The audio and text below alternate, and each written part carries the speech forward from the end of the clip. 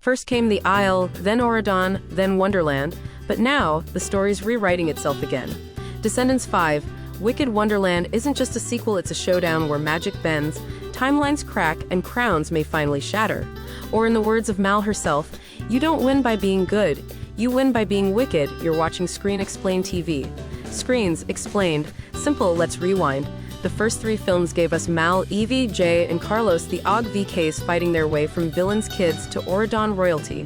Then the rise of Red flipped the script, with Red, the daughter of the Queen of Hearts, teaming up with Chloe, Cinderella's daughter. But their little adventure through time, that wasn't the happy ending they thought it was.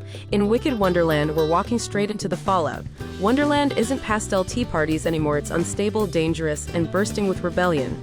Red is still struggling to escape her mother's shadow, Chloe is still figuring out who she really is, and together they've triggered cracks that could undo everything Auradon built. The returning cast is massive. Brandy as Cinderella, Rita Ora as the Queen of Hearts, both back in the fight. But this time, they're not just parents in the background. Their choices, their history, their mistakes are front and center. Because this movie is all about what happens when kids aren't just battling their own destiny, they're rewriting their parents too. And the newcomers, get ready.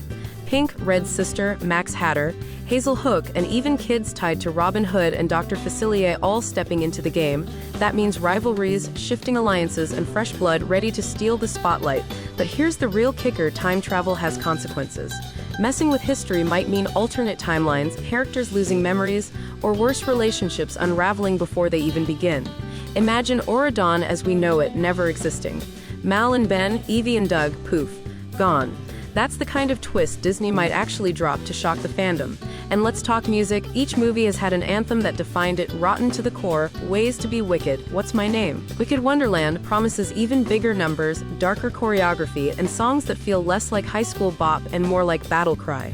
One theory fans can't stop buzzing about: Mal's possible cameo.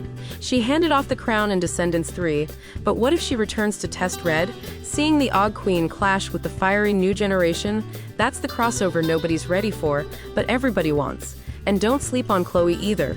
She's always been painted as the perfect princess, but perfection cracks under pressure.